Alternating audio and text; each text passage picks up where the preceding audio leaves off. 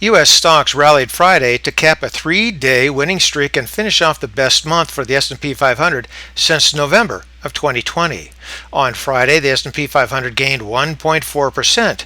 The Dow gained 1% and the Nasdaq added 1.9%.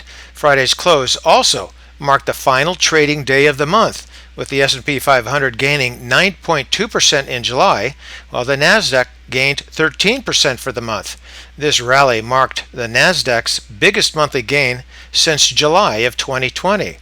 And the rally caps a month that saw inflation data hit another 41-year high, and the gross domestic product declined for the second straight quarter. For the White House, the decline in the GDP doesn't mean we're in a recession. It only means we're in a transition. But for the rest of us, it means we've transitioned into a recession. So thank you very much. As for the stock market, Tom Lee, the managing partner and head of research at Fundstrat, whom I have a lot of respect for because he has great stock market insight, says there is decisive evidence that the bottom is in. The 2022 bear market is over. However, I don't believe we have the all clear yet. Although we've rebounded over 10% from the mid-June lows, given an ongoing slowdown in the economy and earnings risk, my view is the upside is limited. But let's see what the charts say.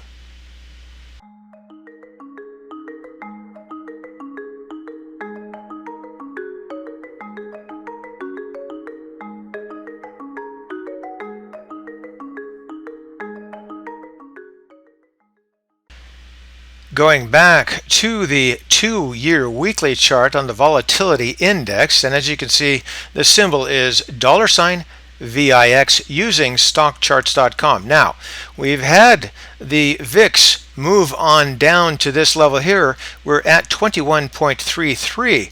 It's not quite a breakdown, because we're right at the edge, in my opinion, of this, say, upward trend that moves on through here. But if we continue to break down further below that, then perhaps that is some evidence that the stock market bottom may be in. But I'm not quite there. So I want to see what happens here in the coming weeks. If we settle out and perhaps base and move on up, then the game continues.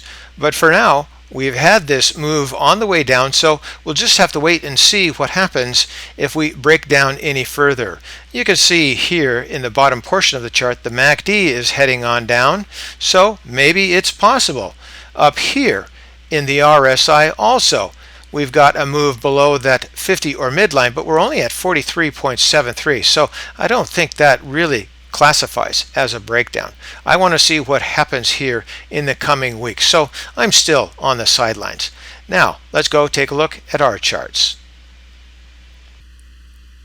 Sticking with the weekly theme, we're looking at a 3-year weekly chart on the spiders, the SPY, and the close on Friday was 411.99, and as you can see here from that bottom and basing, we've moved on up and through the 20 EMA, but we're still slightly below the 50 EMA, and my sense tells me that we may get gummed up here for a few days before it breaks up and through, if it has the power to do that. I'm not quite sure it does.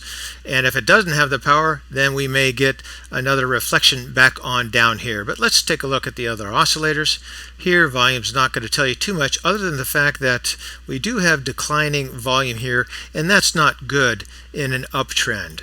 Moving through here, you can see the MAC. Now we have a nice bottom and basing here with the fast line moving up and through the slow line. The problem with this is that we're still very, very negative, under that -10. So it's very weak.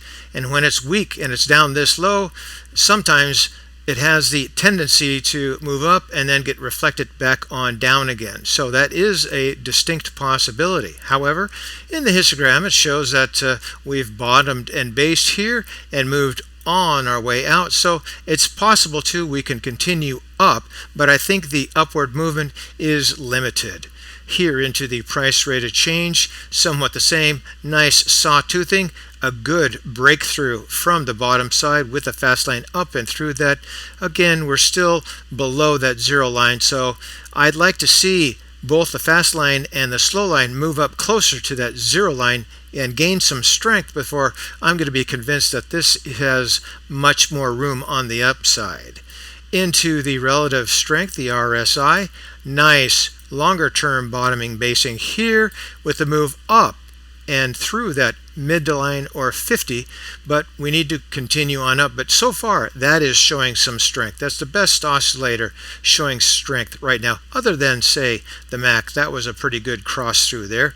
Into the stochastics, kind of like the MAC, nice bottoming and basing with the breakthrough. Again, we're below that 50 line, but I think it's going to continue on up here, at least for the limited period. Now, the Williams, nice move up and into that overbought territory up through that negative 20. So, being that the Williams is up here, I'm going to say that it has the tendency to pull those other oscillators on up. So this does look very good with a nice bottoming and basing here.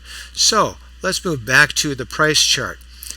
Even though I'm not necessarily convinced that we do have an upward market now, I think we're going to have some volatility.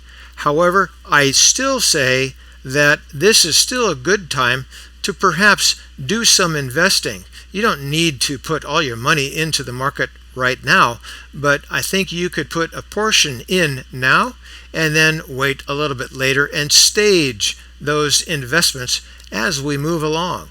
So you won't necessarily miss a bottom here. You're not going to get the absolute bottom, but you could get some of this downdraft here, these prices that are much lower than they were back here. So that is one alternative strategy. The other alternative strategy is to be on the sidelines like me. I only have so much cash. And for today, that's ChewDog Charts. Thank you.